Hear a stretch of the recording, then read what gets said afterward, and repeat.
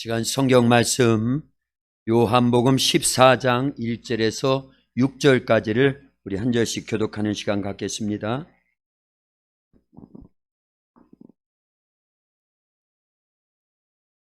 성경 요한복음 14장 1절에서 6절까지 우리 한 절씩 교독하겠습니다. 1절 제가 먼저 읽겠습니다. 너희는 마음에 근심하지 말라. 하나님을 믿으니 또 나를 믿으라. 내 아버지 집에 거할 곳이 많도다. 그렇지 않으면 너희에게 일렀으리라. 내가 너희를 위하여 거처를 예비하러 가노니. 가서 너희를 위하여 거처를 예비하면 내가 다시 와서 너희를 내게로 영접하여 나 있는 곳에 너희도 있게 하리라. 내가 어디로 가는지 그 길을 너희가 아느니라. 도마가 이르되 주여 주께서 어디로 가시는지 우리가 알지 못하거늘 그 길을 어찌 알겠사옵나이까. 예수께서 이르시되 내가 곧 길이요 진리요 생명이니 나로 말미암지 않고는 아버지께로 올 자가 없느니라. 아멘. 할렐루야. 오늘도 주님 앞에 나와서 예배드리는, 그리고 방송으로 함께 예배에 참여하고 계시는 우리 모든 성도님들 하나님이 사랑하십니다. 말씀을 통해서 큰 은혜를 허락해 주실 줄로 믿습니다. 우리 옆에 분들 앞뒤로 다정하게 인사합니다. 참 잘 오셨습니다. 예수님 사랑으로 사랑합니다 하고 인사하겠습니다. 감사합니다. 95세 되신 안명구 집사님 아주 오랜만에 이렇게 같이 오셨고, 우리 저 뒤에 백영자 권사님도 오랜만에 오셨습니다. 우리 박수로 환영합니다. 오랜만에 오시면 박수 받아요? 그러면 안 돼요. 사실은 자주 보여야 됩니다. 코로나 때문에 제한적인 부분도 있지만 우리 요만큼은 모여도 되니까 하나님 앞에 늘 모여서 예배에 힘쓸 수 있으면 하나님께서 우리의 영육을 책임져 주시고 우리의 삶을 보장해 주실 줄로 믿습니다. 할렐루야. 네, 감사합니다. 오늘 읽은 요한복음 14장 1절에서 6절 말씀을 의지해서 피로 맺은 새 언약이라고 하는 제목하에 말씀을 전할 때 여러분 모두가 새 언약에 참여하고 준비할 수 있기를 예수님의 이름으로 축원합니다. 우리 요한복음 14장 1절에서 3절이 굉장히 중요하거든요. 이 말씀만 우리 한번 다시 읽어보겠습니다. 1절에서 3절까지입니다. 너희는 마음에 근심하지 말라. 하나님을 믿으니 또 나를 믿으라. 내 아버지 집에 거할 곳이 많도다.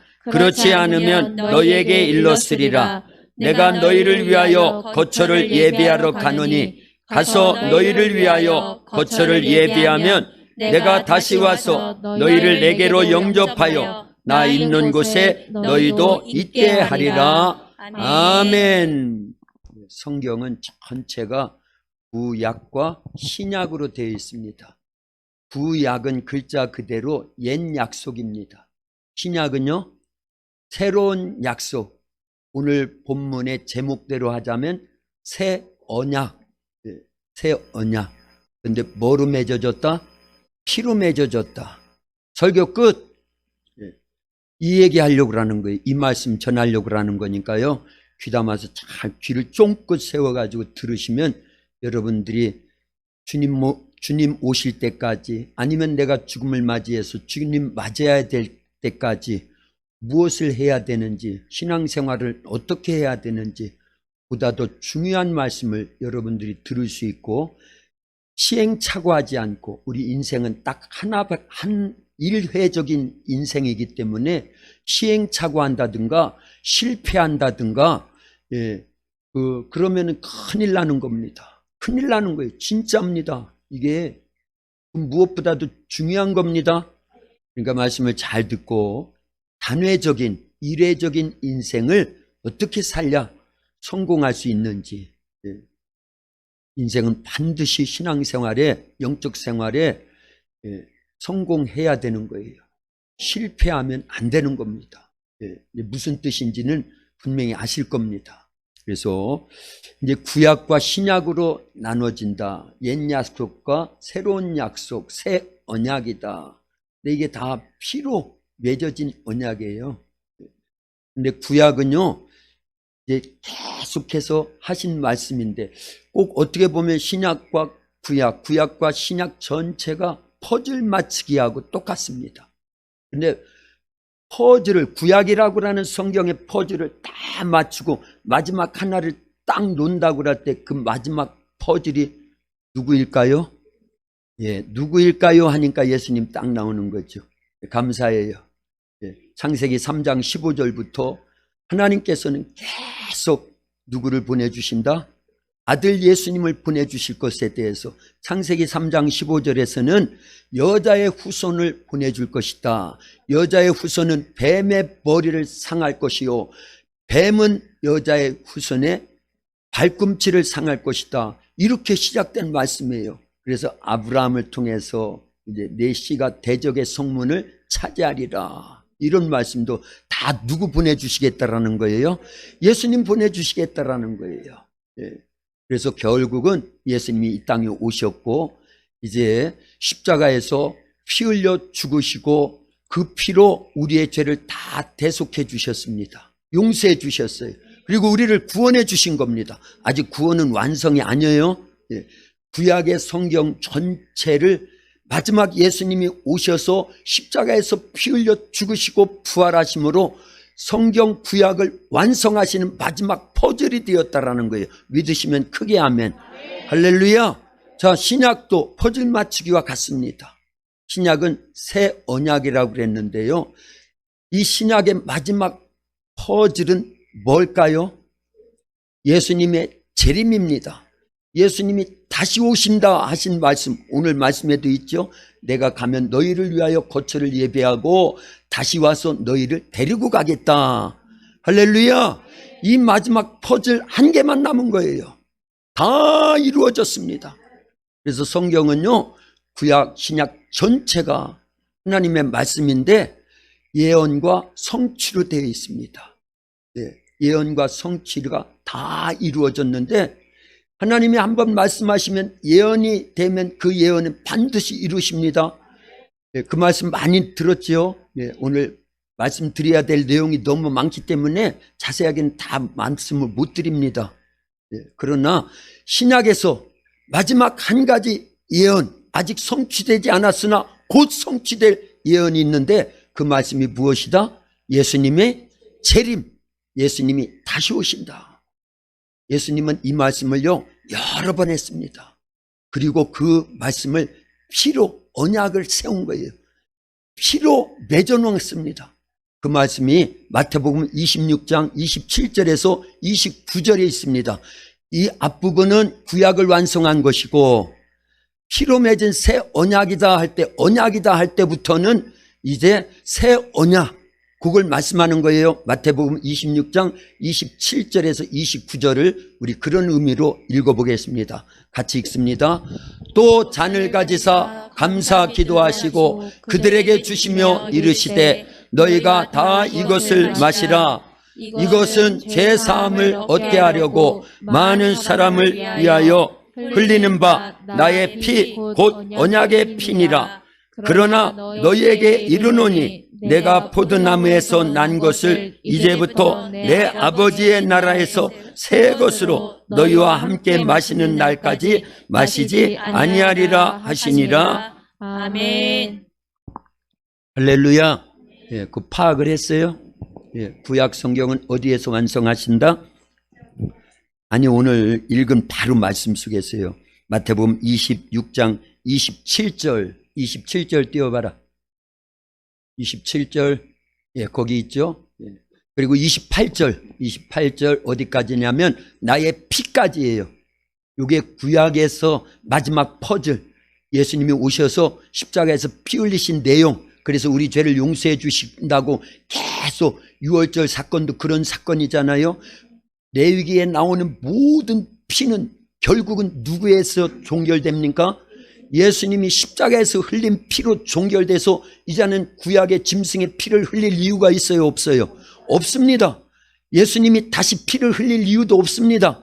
예수님이 2000년 전에 십자가에서 피 흘려 죽으신 것을 우리가 믿는 순간에 그 예수님을 영접하면 그 피가 내 모든 죄를 씻어주신다, 그 얘기예요. 할렐루야. 그래서 구약의 모든 예언이 그 예수님의 피 흘리신 사건으로 종결된 겁니다. 완성된 거예요. 성취된 겁니다. 할렐루야. 그리고 그 다음에 보니까 곧 언약의 피니라. 요걸 오늘 해결해야 되는 거예요. 이건 새 언약이거든요. 예수님이 십자가에서 피 흘리시면서 이거는요, 이 곧 언약의 피니라 했는데 이건 결론적으로 뭐냐면 예수님께서 우리와 결혼하시는 거예요. 그런데 결혼식은 아직 이루어지지 않고 우리와 무슨 식만 했을까요? 예, 눈치가 빠른 사람은 말씀을 잘 몰라도 찍어서라도 알잖아요. 예, 결혼식 아니면 무슨 식이 있어요? 약혼식이죠, 약혼식. 이걸 성경에서는 요한복음 2장에서는 예, 그 혼례다 그러는데 이 혼례식 안에 두 가지가 들어 있습니다. 그래서 이스라엘에서도 갈릴리 땅에서만 이루어지던 그런 결혼 풍습입니다. 문화예요. 그런데 예수님은요, 이 갈릴리 지역에서 복음서의 3분의 2 정도를 활동을 하시고 예수님이 하신 모든 말씀 가운데 3분의 2는 갈릴리 지역에서 갈릴리 문화권에 있는 사람들을 향해서 말씀을 하셨는데 그 중에 한 가지가 혼례에 대한 거예요. 혼례식 하면은요, 약혼식과 결혼식으로 나누면 됩니다. 갈릴리 지역의 혼례식은 무엇과 무엇으로 나눠진다? 약혼식과 결혼식으로. 그런데 약혼식은 옛 말로 하자고 하면 무슨 식이에요? 정혼식이에요. 그래서 마리아가 요셉과 정혼하고 결혼을 앞두고 보통 약혼식, 정혼식을 마치고 나서 1년이 지난 다음에 결혼식을 한대요. 어디에서요? 갈릴리 지역에서. 꼭 기억하십시오. 그러면 큰 은혜가 주어지고 우리가 보다 더 예수님과 우리와의 관계, 또 성경 복음서에 나오는 이 결혼식, 이런 내용들이 보다 명확하게 깨달아지면서 이 마지막 때 우리가 무엇을 해야 될지를, 그리고 어떻게 예수님을 맞이해야 될 줄을, 그리고 어떻게 구원을 완성하게 될 줄을, 그리고 천국에서 우리가 영원히 어떻게 살아가야 될 줄을 여기에 다 기록되어 있어요. 할렐루야. 감사합니다. 예. 자, 이제 요한복음 2장에 보면은 예수님께서 그 혼례식에 참여를 했다. 누구와 함께요? 제자들과 육신의 어머니 마리아와 함께. 거두절미하고 포도주가 떨어졌는데 예수님은 무엇을 만들어 주셨어요? 물로 포도주를 만들어 주셨습니다. 그런데 그때 연회장이 그 포도주, 예수님께서 물로 포도주를 만들어 주신 그 포도주를 마시면서요, 아니 보통 혼례지 결혼식장에 가면 처음엔 좋은 것을 내다가 나중에 나쁜 것을 나오는데 이 집은 어떻게 처음보다 나중 것이 더 좋으냐? 무슨 포도주기 때문에? 예수님이 물로 포도주를 만들어 주셨기 때문에. 그리고 그 포도주는 새 포도주다, 그 얘기입니다. 어디에서요? 혼인잔치, 거기는 결혼식이에요. 결혼식입니다. 이미 혼례 중에서 약혼식이 끝나고 1년 정도 지나가지고 결혼식을 하는 자리예요. 새 포도주. 이거 굉장히 중요한 단어라고 봐야 됩니다. 그런데 요한복음 전체는 몇 장으로 되어 있지요? 21장으로 되어 있어요. 그런데 예수님께서 공생애를 시작하시면서 특별히 요한복음에는 첫 번째 이적을 갈릴리 가나 혼인잔치에서 무엇으로 바꿔주셨다? 만들어주셨다? 물을 포도주로. 포도주 사건이요. 그런데 마지막 예수님께서 다락방 강화라고 하는 그런 아주 중요한 말씀을 요한복음 13장에서 16장까지 해서 하신 말씀이 있거든요. 17장은 대제사장적 기도니까 거기에 포함도 되고 안 포함도 되는데, 그러고 18장에 예수님께서 이제 잡혀가십니다. 그리고 고난을 당하시고 십자가 지십니다. 자, 그런데 마지막 다락방 강화, 어느 다락방일까요? 마가다락방에서 마지막 저녁 식사를 하시는 거예요. 그때 제자들에게 떡을 떼어서 나눠주면서 받아 먹으라. 이건 너희를 위한 나의 살이니라. 포도주를 따라서 나눠주시면서 받아 마셔라. 이거는 너희를 위하여 흘리는 바 나의 피니라. 그리고는요, 그 포도주를 다 같이 나눠 마신 다음에 마지막 하신 말씀이 마태복음 26장 27절, 아까 우리 같이 읽었지요? 그 중에 맨 마지막 절에 보면은 29절에 나옵니다. 29절이요. 이 말씀을 하시는 거예요. 이거 굉장히 중요한 말씀이니까 잘 읽어봅니다. 그러나 너에게 이르노니 내가 포도나무에서 난 것을 이제부터 내 아버지의 나라에서 새 것으로 너희와 함께 마시는 날까지 마시지 아니하리라 하시니라. 아멘. 자, 예수님은 이제 그날 이후로는요, 하나님 나라에서 새 포도주 너희와 함께 마시기까지는 절대 포도나무에서 난 것은 마시지 않겠다. 이게 갈릴리의 혼례식에서 아주 중요한 사건이라는 걸 알려야 됩니다. 근데 그게 오늘날 예수님의 재림과 굉장한 관련이 있다는 것을 발견을 한 거예요. 너무너무 감사하지요? 잘 들어보세요. 자, 갈릴리 혼례식에는 두 가지가 있다고 그랬지요? 무슨 식과 무슨 식이요? 정혼식, 약혼식과 결혼식이 있습니다. 그 기간에 1년의 차이를 두고요. 자, 이제 약혼을 하기 위해서 신랑이 신부가 살고 있는 마을에 옵니다. 그러면 벌써 소문이 쫙 퍼져가지고요, 그 신부의 마을의 사람들이 전체가 나와가지고 마을 입구에서 약혼식을 하는데요. 거두절미하고 가장 중요한 것은 그날 신랑이요, 그 신부에게 자기가 갖고 온 그 포도주를 따라서 특별한 잔에다가 건네줍니다. 누구에게요? 누가 누구에게요? 신랑이 신부에게요. 신랑이 신부에게요. 그러면 신부가 그것을 받아서 마심으로 인해 가지고 그 신랑의 청혼을 일단은 받아들이는 겁니다. 무엇으로 맺어진 거예요? 그때는 포도주 아직 피 아니에요. 너무 빨로 굉장히 빨라요. 감사해요. 그러나요, 결국은 그 포도주는 누구의 피다?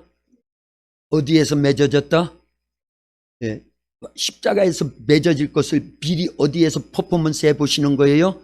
마가다락방의 마지막 만찬 석상에서 예수님께서 포도주를 따라서 제자들에게 나눠주시면서 받아 마셔라. 이건 너희를 위한 나의 피니라.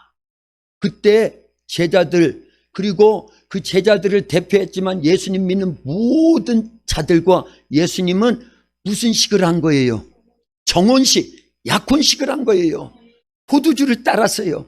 참, 우리 도학교의 성도님들은 지혜로워요. 똑똑합니다. 요만큼만 설명해도 딱 들으시니까. 제가 설명을 잘했나? 성령의 역사예요. 감사해요. 감사해요. 자, 여기까지 이해가 됐지요? 이해가 됐습니다.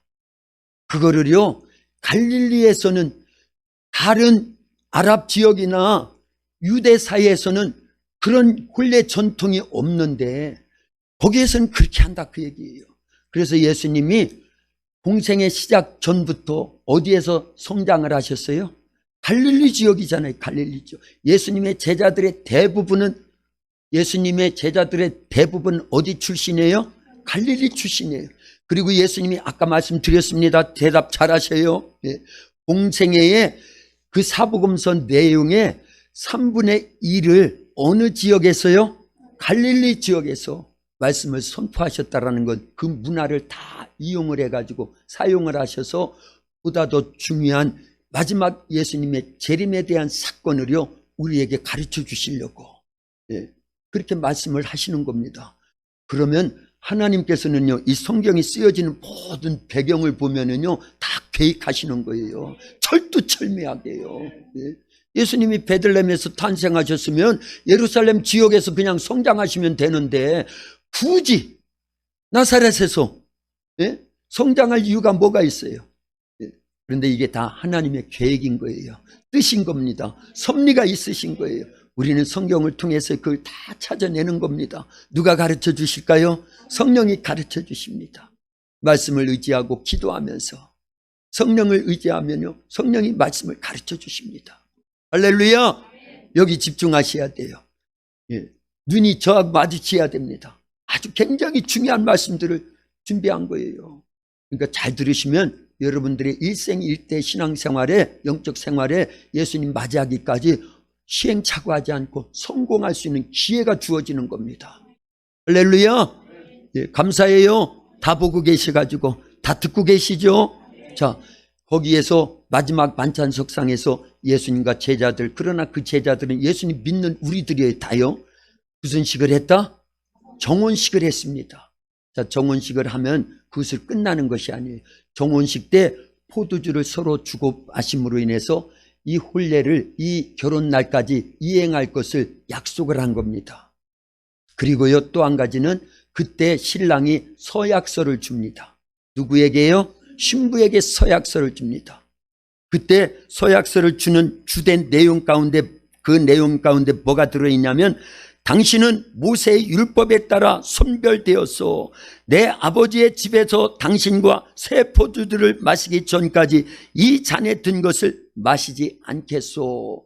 이렇게 신랑이 선포를 한다라는 거예요. 그리고 서약서를 주는 거예요. 예. 그러면 그 서약서를 받아둔 신부는요, 결혼식을 하기 전까지 그 서약서대로 지키는 겁니다. 만약에 서약서대로 지키지 않고 다른 외간 남자들과 통관을 했다든가 그러면 그게 뭐예요? 간음인 겁니다. 그리고 서약서대로 살지 않았다고 그러면 나중에 신랑이 와서 보면은 알거든요. 확인을 다 하는 겁니다. 그러면 파혼이 되는 거예요. 데리고 갈까요? 안 데리고 갈까요? 안 데리고 간다라는 것 속에서 재림시에 예수님이 무엇을 하실까? 이거 굉장히 중요한 사건들이 있습니다. 오늘 다 얘기 못해요. 엄청난 분량이기 때문에요. 그래서 개략적인 것만 지금 말씀드리는데, 그러고 나중에 또 세밀하게 말씀을 드릴 거니까요. 큰 것, 중요한 것만 말씀을 드리는 겁니다. 자, 우리와 예수님과도 이 정혼식을 하는데 포도주로 이렇게 표현을 한, 그러나 실제 우리는 예수님과 정혼을 했는데 무엇으로 정혼을 했다? 예수님이 흘리신 피, 어디에서 흘리셨어요? 십자가에서 흘리신 피. 그래서 언약으로, 피로 맺은 언약이다. 마태복음 26장 28절에 있죠. 예, 이것은 죄사함을 얻게 하려고 많은 사람을 위하여 흘리는 바 나의 피. 여기까지는 구약이고요. 구약의 완성 마지막 퍼즐이고요. 그리고 곧 언약의 피니라. 이때 사실은 앞에 새 언약의 피니라, 우리는 그렇게 읽으면 좋겠습니다. 그거를요, 예수님께서 자기 피로 세운 거예요. 새 언약은 피로 맺은 겁니다. 고대 근동 지역에, 이스라엘 전체를 포함한 고대 근동 지역에 두 사람이 어떤 언약을 맺는다든가, 이제 무슨 땅을 사고 판다든가 집을 사고 판다든가 이런 계약을 맺을 때는 짐승을 잡는데요. 그리고 피를 흘리고 그 다음에 두 쪽을 쫙 내가지고 두 사람이 손을 잡고 언약의 당사자들, 계약의 당사자들이 그쪽에는 짐승 사이를 지나간다라는 거예요. 그리고 뒤로 돌아서 가지고 만약에 이 언약 계약을 파괴하는 사람은 이 짐승과 같이 반드시 쪼개지고 죽게 될 것이다. 이게 피의 언약이에요. 그런데 예수님은 십자가에서 피 흘려 죽으심으로 우리와의 새 언약, 우리는 누구고 신부고 예수님은 신랑이라고 하는 정혼식을 할 때 예수님의 피로 맺어놨다, 그 얘기입니다. 파괴하면 될까요, 안 될까요? 예수님도 파괴하면 안 돼서 예수님은 절대 파괴할 일이 없지요. 문제는 우리가 그 언약을 지키지 않을 가능성이 많기 때문에 이런 말씀들을 해놓으신 거예요. 정혼한 처녀가 1년 내내 열심히 결혼식을 위해서 아주 중요한 것 중에 많은 것들이 해야 되는데, 중요한 것 중에 중요한 것이 무엇이냐면 신랑이 놓고 간 그 서약서대로 사는 겁니다. 오늘날 그 서약서는 무엇일까요? 예수님이 하신 말씀입니다. 그래서 말씀대로 살려야 된다라는 걸 계속 말씀한 거예요. 계속 말씀한 거예요. 예수님께서도 여러 번 말씀하셨어요. 말씀대로 살려야 됩니다. 말씀대로 살지 않으면 언약을, 피로 맺은 언약을 누가 파괴한 거예요? 신랑이신 예수님 파괴하지 않습니다. 신부인 우리가 파괴하는 겁니다. 그러고 신랑 맞이할 준비를 안 됐기 때문에 신랑이 오시면 데리고 갈까요? 안 데리고 갈까요? 이거 큰일 나는 거예요. 큰일 나는 거예요. 그건 그만큼 하고요. 이제 그날 정혼을 딱 마치고 나면 신랑은 어디로 가느냐? 자기 집, 어디 집? 아버지의 집으로. 그래서 예수님께서 오늘 본문에 요한복음 14장 1절부터 너희는 마음에 근심하지 말라. 하나님을 믿으니 또 나를 믿으라. 내 아버지 집에, 누구 집에? 내 아버지 집에 거할 것이 많도다. 그렇지 않으면 내가 너에게 일렀으리라. 내가 가서 너희를 위하여 거처를 예비하면 내가 다시 와서 너희들을 나 있는 곳에 데리고 가겠다. 이거요, 지금 이 갈릴리 지역의 혼례식에서 하는 일하고 똑같은 겁니다. 정혼식을 마치고 나면 그 신랑은 어디로 간다고요? 아버지 집에 가서 신랑이 하는 일이 있어요. 무엇을 할까요? 오늘 요한복음 14장 1절부터 3절까지의 내용이 나와요. 무슨 거처? 우리를 위한 거처를 준비하고 있어요. 새로운 신혼살이를 하기 위한, 아버지 집과 딸, 아버지 집에다가 붙여가지고 자기가 나중에 데리고 올 신부와 함께 살림을 할 신혼집을 진다, 그 얘기입니다. 이게 갈릴리의 결혼 풍습 중에 아주 중요한 거라는 거예요. 정혼식을 마치고 신랑이 아버지 집에 가서 무엇을 한다고요? 결혼식 날까지 1년 내내 신부와 함께 지내야 될 엄청나게 예쁜 집, 안락한 집, 좋은 집을 짓기 위해서 최선을 다하고 있겠지요. 누가요? 지금은 우리 예수님, 신랑 되신 예수님이 십자가에서 죽으시고 부활하시고 승천하신 이후부터 우리가 구해야 될 신부를 맞이해가지고 신랑 되신 예수님과 함께 영원히 살 집을 지금도 만들고 계신다, 그 얘기예요.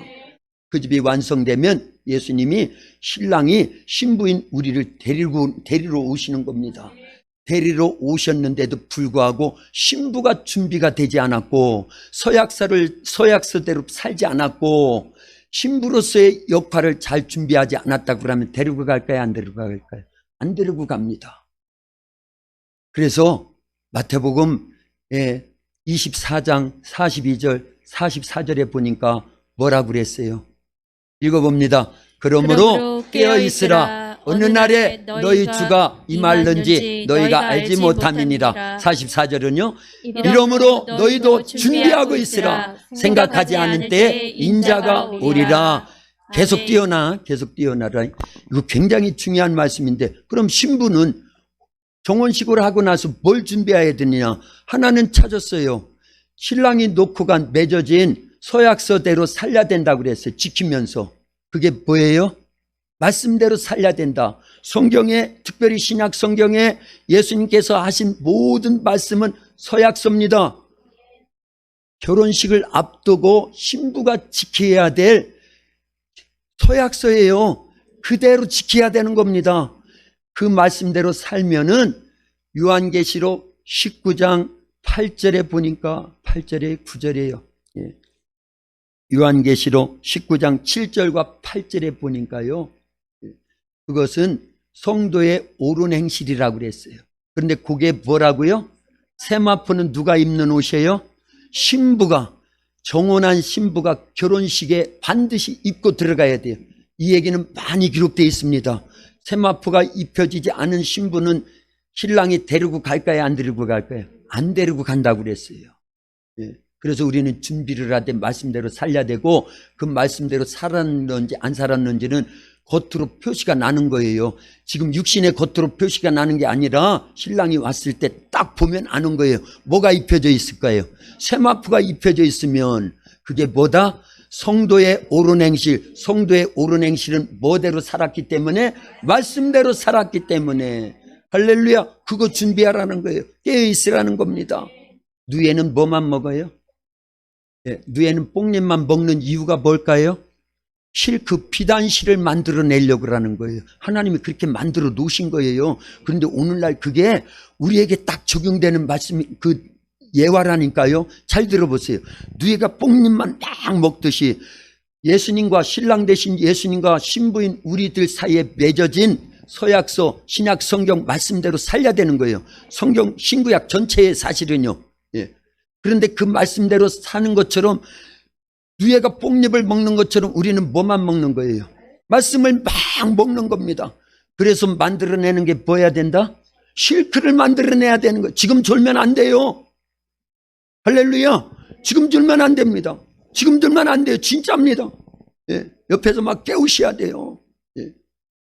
저는요, 조는 분들 보면 너무너무 안타까워요. 지금 이런 소리 할 시간이 아니에요. 예.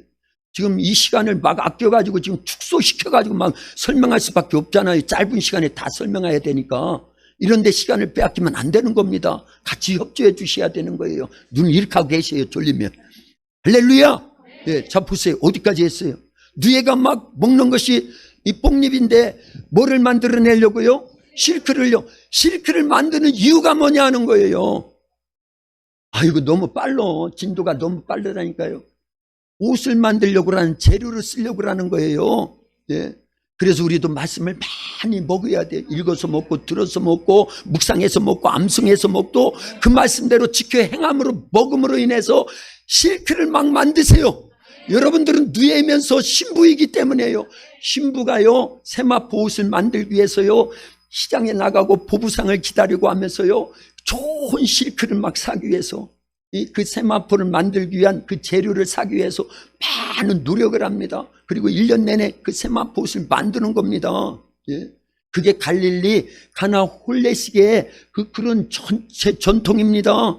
그런데 오늘날 우리는요 그것이 주님이 주시고 가신 말씀, 신랑 대신 예수님이 남겨놓으신 서약서대로 읽어서 먹어야 되고 들어서 먹어야 되고 지켜서 행함으로써 비단 옷을 만들어내는 거예요. 그게 세마포인데 그것은 뭐다? 성도의 옳은 행실이라고 요한계시록 19장 7절과 8절에 기록되어 있습니다. 같이 읽어봅니다. 7절 제가 읽고 여러분들 8절이요. 우리가 즐거워하고 크게 기뻐하며 그에게 영광을 돌리세 어린 양의 혼인기약이 이르렀고 그의 아내가 자신을 준비하였으므로 그에게 빛나고 깨끗한 세마포 옷을 입도록 허락하셨으니 이 세마포 옷은 성도들의 옳은 행실이로다 하더라. 아멘. 할렐루야. 이제 이해되셨죠? 그러니까 말씀대로 살려야 되는 거예요. 이게 서약을 지키는 겁니다. 그러지 않으면 신랑이 데리고 가질 않아요. 그래서 세마포 옷을 잘 준비하고 계십시오. 그래서 신랑이로다 할 때 마중 나가야 되는 겁니다. 그런데요 중요한 것이 있습니다. 두 가지를 지금 더 말씀을 드려야 되는 시간은 후딱 가버렸는데 그냥 요약합니다. 신랑이 언제 올지를 몰라요. 성경에도 있죠? 어디에 있습니까? 예. 데살로니가 전서 5장 1절과 2절에도 있고요. 또 있어요 사실은. 예. 마태복음 24장 36절에도 있고요. 자, 마태복음 24장 36절부터 읽어봅니다. 같이 읽습니다. 그러나 그날과 그때는 아무도 모르나니 하늘의 천사들도 아들도 모르고 오직 아버지만 아시느니라. 아멘. 자, 갈릴리 지역에 결혼식을 앞두고 있는데 1년이 지났습니다. 신랑도 자기 집에 가서 신부와 함께 살 신혼집을 아주 잘 지어놨어요. 그리고 신부도 열심히 세마포도 그리고 여러 가지 결혼식에 필요한 혼례식에 필요한 모든 것들을 다 준비를 했습니다. 그런데 문제는 결혼식 날짜를 모르는 겁니다. 이게 전통이래 그 지역이에요. 다른 지역은 결혼식이 다 어느 날 할 것이다 있는데 그 갈릴리 지역만 날짜가 때와 시간과 그 날짜를 모른다는 거예요. 누구만 안 돼요? 신랑의 아버지만 안 돼. 신랑의 아버지만요. 네. 그래서 성경에 보니까 그렇잖아요. 마태복음 24장 36절 그러나 그날과 그때는 아무도 모르나니 하늘의 천사들도 모르고 누구도 모르고 천사들도 모르고 아들도 모르고 누구만 아신다? 하나님 아버지만 하신다, 그 얘기를 하신 건데 그게 갈릴리 지역의 전통 혼례식에 똑같다라는 거예요. 신랑이 다 만들었어요. 집을 만들고 준비를 다 했습니다. 피 흘려 쓸 것들도요 다 마련을 해놨어요. 그리고 아버지한테 말씀을 드리는 거예요. 아버지, 이제 내가 집도 다 만들었고 이제 모든 결혼식 준비를 다 했습니다. 그러니 이제 내가 신부가 필요합니다. 신부를 데리고 오야 되겠습니다. 그러면 아버지가 그때는 내가 결정한다, 기다려라. 누가 한다고요? 아버지가 결정한다라는 거예요. 성경이 똑같잖아요. 똑같아요. 그래서 예수님이 나도 몰라, 하늘의 천사도 몰라, 하나님 아버지만 하시오, 그 얘기를 그렇게 하신 거예요.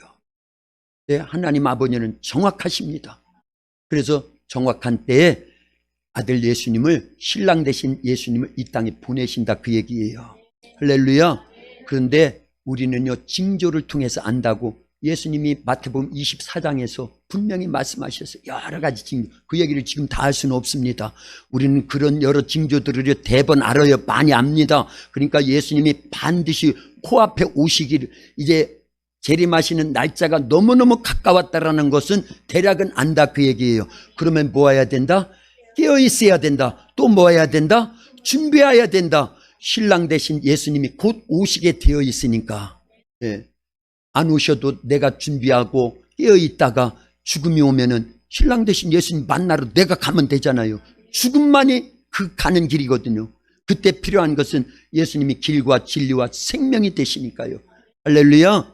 그러나 데살로니가전서 5장 1절과 2절에 보니까요 하나의 힌트를 주셨어요. 밤에 도둑같이 오신다라는 거예요. 밤에. 밤이라는 것은 뭘까요? 사람들이요 영적으로 어두워져 있습니다. 그래서 재림에 대해서 얘기를 해도 아이고 그거 옛날 예수님 승천하실 때부터, 그래서 초대교회 성도들이 아니 제자들도 사도들도 그 얘기를 했는데 안 왔는데 무슨 재림이요 하면서 그렇게 되기가 쉽고요, 이단에 빠지기가 쉽고요, 이단들에 의해서 이게 물타기가 얼마나 됐어요, 기죠? 그래서 그거를 간과해 버립니다.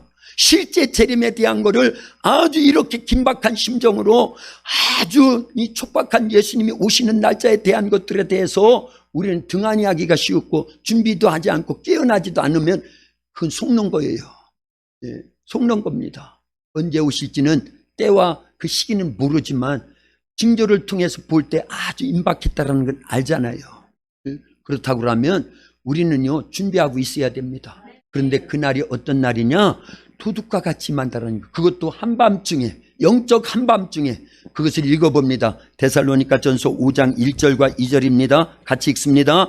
형제들아, 때와 시기에 관하여는 너희에게 쓸 것이 없음은 주의 날이 밤에 도둑같이 이룰 줄을 너희 자신이 자세히 알기 때문이라. 아멘. 설명 다 했고요. 마태복음 24장 42절, 44절은요 아주 중요한 거예요. 아까도 읽었고 제가 묵상기도 할 때도 읽어드렸고, 그러니까 다 알고 있는 말씀입니다. 중요한 것은 우리는 지금 신랑 되신 예수님을 기다려야 되고, 기다림에 있어서 그 서약서대로 지켜 행해야 되는 거예요. 그러면서 신부의 옷을 계속 만들어 입고 있어야 됩니다. 이게 깨어있는 겁니다. 이게 준비하는 겁니다. 가장 중요한 거예요. 할렐루야. 그러면서 나도 신부의 모습으로 준비돼야 되지만 옆에 분들을 깨워가지고, 그래서 마태복음 25장의 열처녀 비유 가운데 10명의 처녀들이 기다리고 있죠. 누구를요? 신랑을요. 어디에 들어가려고요? 결혼식장에 들어가려고요. 그러고 나면 결혼식장에 쏙 들어가면 문이 닫히고 끝나버리는 거예요. 뒤늦게서 열어달라고 한들 소용없어요. 그 사람들은 이거 너무 세게 해서 죄송한데 그 사람들은 결국 어디 갈 사람들이니까요? 지옥 갈 사람들이에요. 둘 중에 하나입니다. 예수님이 재림하시는 날 신부로서 준비가 되지 않고 깨어있지 못하고 말씀대로 살지 못하고 있다가 문이 닫혀버렸어요. 결혼식장에. 그러면 우리의 영혼은 어디에 떨어지겠냐 그 얘기예요. 그런 처지가 되면 안 되기 때문에 주의 종의 말씀을 읽고 깨닫고 설교하면서 주님의 심정이 똑같은 심정으로 느껴지니까 지옥 가지 말고 어디 가라고? 천국 가라고. 천국 가서 영원한 하나님과의 부자지간 부녀지간, 주님과는 무슨 관계? 부부간의 관계를 유지하면서 영원 복락을 누리라고, 영생을 하라고. 그러지 않으면 지옥에서 영원히 살려야 되니까 이런 이런 다급한 심정으로 말씀을 전하는 거예요. 오늘 말씀 들으신 분들은 절대 천국 혼인잔치에 들어가야지, 그러지 않고 지옥에 떨어지면 안 됩니다. 한 분도 떨어지면 안 돼요. 그렇게 되면 저에게도 책임이 있기 때문에 그러는 거예요. 여러분들의 영혼의 문제도 있지만은요, 할렐루야, 또 그것을 헤아려 주셔야 됩니다. 나머지는 다 또 말씀을 드릴게요. 우리는요, 성경을 보더라도 이런 시각으로 보야 돼요.